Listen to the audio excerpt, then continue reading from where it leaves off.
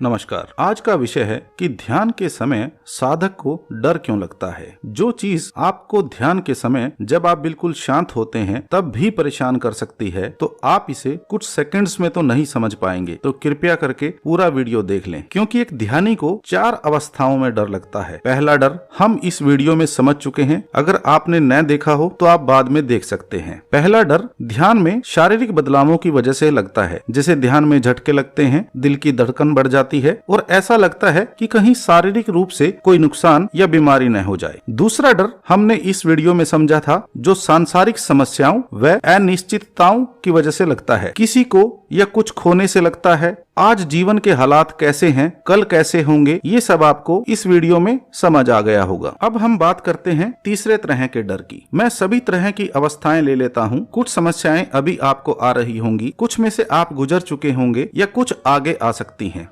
जरूरी नहीं कि हर साधक हर एक अवस्था से गुजरे, क्योंकि हर एक के मन की अवस्था अलग अलग होती है। फिर भी सभी को समझ लेते हैं ताकि कुछ छूट न जाए। तो ध्यान में बैठे हुए आपको आंखों के पीछे के अंधकार से डर लगता है। उस अंधकार में साधक को अलग अलग तरह की परछाइयां या कुछ उभरता हुआ सा कुछ आपकी तरफ आता हुआ दिखाई देता है। साधक को ध्यान में कुछ आवाजें भी सुनाई दे सकती हैं, जैसे आपके नाम से ही कोई आपको पुकार रहा हो। कई बार सिर्फ आपका नाम ही सुनता है, कई बार वही आवाज आपको रुकने या आगे चलने को कहती है, और कई बार तो वो आवाज आपको जानी पहचानी सी लगती है, कई बार बिल्कुल अजीब सी लगती है। कई बार साधक महसूस करता है जैसे कि उसके पीछे कोई खड़ा है या कोई साधक को निरंतर देखे जा रहा है। ध्यान में साधक को अजीब अजीब से चेहरे दिखाई दे सकते हैं। कभी कभी कुछ गुजरे हुए मित्र या रिश्तेदार भी दिखाई दे जाते हैं। कभी खुद का चेहरा भी आपको दिखाई दे जाता है। कभी आप खुद को ही अपने सामने खड़ा पाते हैं जबकि आप ध्यान में बैठे हो। कभी बहुत तेज रोशनी एकदम से आपको चकाचौंध कर देती है, और कभी बहुत तेज आवाज सुनाई देती है, इतनी तेज आवाज कि आपने जीवन में कभी न सुनी हो। कभी दुर्गंध सी महसूस होती है और कभी सुगंध सी महसूस होती है। कई बार साधक को बहुत डरावनी सी चीजें दिखाई देती हैं। बहुत से साधक ध्यान के समय इन अवस्थाओं में डर जाते हैं और बहुत से साधक ध्यान भी छोड़ देते हैं। ये सभी अवस्थाएं तीसरे प्रकार के डर की होती हैं। हालांकि एक चौथे प्रकार का डर भी होता है। उस डर से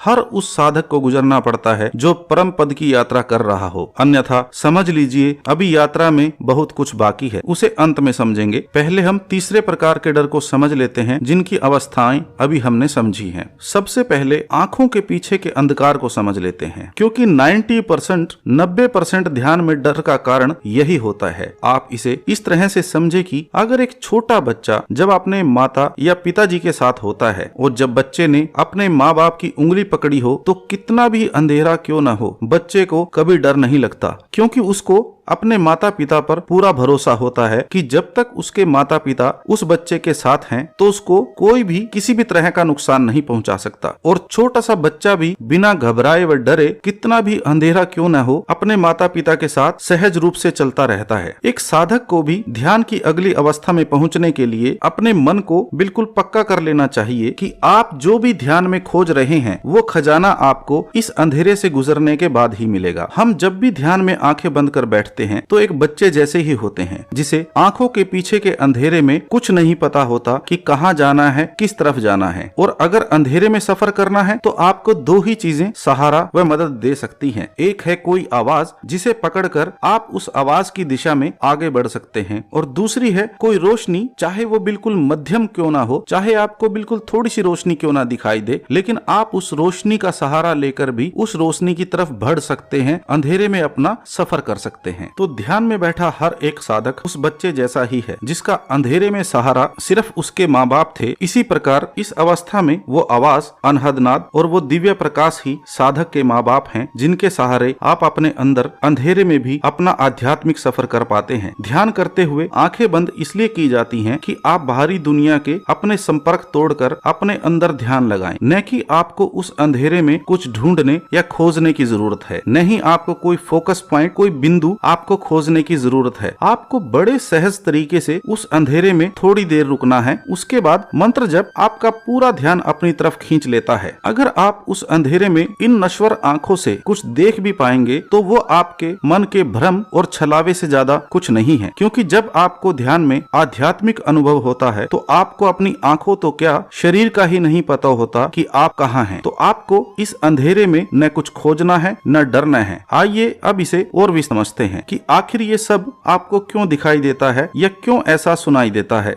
जब आप ध्यान में बैठते हैं तो आप क्या करते हैं? आप किसी भी विधि से ध्यान करें, हर एक विधि का एक ही लक्ष्य होता है कि आप अपने दिमाग व मन को शांत करने की कोशिश करते हैं। लेकिन जैसे जैसे आपका मन शांत होता है, आपका अवचेतन मन, सबकॉन्शियस माइंड उतना ही एक्टिव हो जाता है। हम जो रात को सपने भी देखते हैं वो भी अवचेतन मन से ही आते हैं। तो ये जितने भी ध्यान के समय आपको डराने वाली अवस्थाएं हैं, ये भी अवचेतन मन में दबे हुए विचारों से ही आती हैं। हमारा दिमाग एक कंप्यूटर की तरह काम करता है जो नॉर्मल दैनिक रोजमर्रा के आम कामों को स्पीड से निपटाता रहता है। लेकिन पूरे दिन के कार्यों में से कोई एक बात ऐसी होगी जो आपको बहुत अच्छी या बहुत बुरी या आपको चिंतित करने वाली होगी। वही बात आपके अवचेतन मन में बैठ जाती है। बाकी पूरे दिन का काम काज आप कुछ दिनों में भूल जाते हैं। इसी प्रकार से बहुत से ऐसे विचार, इमेजेस, दृश्य हमारे अवचेतन में समाये रहते हैं, यहाँ तक कि पिछले जन्मों के भी। जब आप ध्यान में बैठते हो तो जैसे ही मन शांत होता है तो आपको वही सब विचार, वही सब दृश्य, वही संस्कार सबसे पहले सामने आते हैं जो आपके अवचेतन मन में अंकित हैं। जिस प्रकार आप जब कंप्यूटर खोलते हैं तो सबसे पहले वही सब चीजें आपको दिखाई देती हैं जो स्क्रीन पर पहले से सेव हैं। अब आपके पास दो ऑप्शंस होते हैं कि या तो जिस काम के लिए आपने कंप्यूटर खोला है आप सिर्फ वो काम निपटाएं और कंप्यूटर बंद कर दें। इसी प्रकार जब आप ध्यान में बैठते हो तो आपको इस तरह की जो भी चीजें दिखाई देती हैं वो अवचेतन मन से आती हैं। अगर आप उन्हीं को कुरेदते रहते हैं तो वो बातें, वो दृश्य, वो विचार, वो संस्कार आपको बार बार महसूस होंगे। आपको बार बार ऐसा ही दिखाई देता रहेगा। जो गुजरे हुए मित्र, परिवार के सदस्य नजर आते हैं, आपको उनसे डरने की कोई जरूरत नहीं है। इनमें कोई असली अस्तित्व नहीं है, ये सिर्फ आपके अवचेतन मन में अंकित हैं। इसीलिए आपको ध्यान में बैठते हुए वही सब पहले दिखाई देते हैं। आप इन पर जितना गौर करोगे, जितना ध्यान दोगे, वो आपको रोज दिखाई देने लगेंगे। और जो चेहरे आपको ऐसे दिखाई देते हैं जिनको आप पहचान ही नहीं पाते और न ही याद कर पाते हैं कि वो कौन है, उन पर ध्यान देने की कोई जरूरत नहीं है। उनमें से सिर्फ एक चेहरा अगर आपने किसी गुरु से दीक्षा नहीं ली है तो आपके इस जन्म के गुरु का होगा। लेकिन उन आम से अनजान चेहरों में और उस नूरानी चेहरे में जमीन और आसमान का अंतर होगा। वो चेहरा इतना नूरानी और शांतिमय होगा कि आप उस चेहरे को देख आनंद से भर जाएंगे। जब तक आपको आपके ध्यान में किसी ऐसे इंसान या कोई ऐसा चेहरा न दिखे जिससे आप आनंद से भर जाएं, तो आप किसी भी अन्य चेहरे पर कोई भी ध्यान न दें। बाकी सभी को सिर्फ ऐसे देखें जैसे आपने टीवी में कोई सीन देख लिया है और अब आप आगे बढ़ गए हैं। और ध्यान के समय जो आपको डरावनी चीजें दिखाई देती हैं, कई बार खुद का शरीर भी बहुत बुरी हालत में दिखाई दे जाता है, उसे भी पूरी तरह से इग्नोर कर दें। इनमें भी कोई वास्तविकता नहीं है। ये सब भी हमारे अवचेतन मन में दबे हमारे विचार हैं जो धीरे धीरे खत्म होते जाते हैं और आप गहरे ध्यान में उतरते चले जाते हैं। तो आपको ध्यान के समय दिखाई देने वाले इस तरह के सभी दृश्यों व विचारों को बिल्कुल पूरी तरह से नकार देना चाहिए। मुझे सबसे अधिक दुख उन साधकों के लिए होता है जिन्हें ध्यान में ऐसी रोशनी व प्रकाश दिखाई देता है जितना कि जीवन में कभी इंसान बाहरी रूप में या इन नश्वर आंखों से नहीं देख पाता। और कुछ साधक जो कुछ पल के लिए भी उस अवस्था में रुक पाते हैं, उन्हें ऐसा महसूस होता है जैसे कि उनका पूरा शरीर रोशनी से भर गया हो। बहुत से सूर्य जैसे एकदम से चमक उठे हों, इस प्रकार के प्रकाश का अनुभव होता है। इसमें दुखद ये है कि वो साधक इस दिव्य प्रकाश से डरकर ध्यान को छोड़ देते हैं। कुछ साधकों को इतनी तेज आवाज सुनाई देती है जैसे सर के अंदर कोई बम फट गया हो। पूरा शरीर कांप उठता है, ऐसा लगता है कि मृत्यु सामने है। इन दोनों ही अवस्थाओं में जो भी साधक पहुंचता है वो कोई आम साधक नहीं है। ऐसे दिव्य प्रकाश और ऐसी अखंड आवाज को सुनने में आपको पता नहीं कौन से कर्मों से उस प्रभु की कृपा से दर्शन हो पाए हैं और आप ध्यान छोड़ बैठे हैं। कृपया ऐसा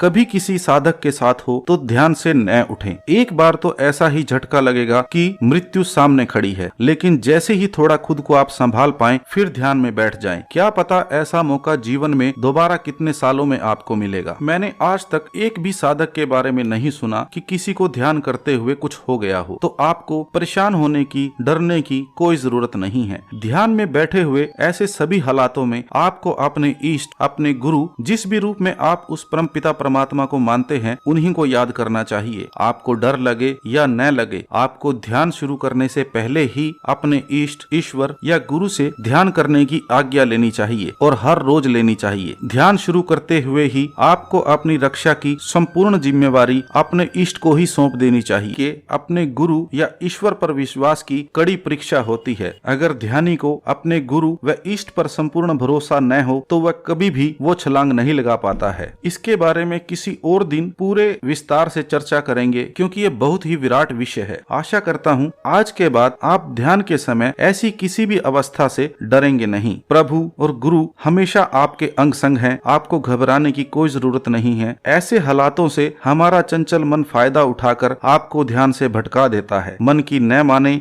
विवेक से काम लें। अगर फिर भी कोई आपका सवाल हो तो आपके कमेंट्स का स्वागत है। आपका समय देने के लिए बहुत बहुत धन्यवाद।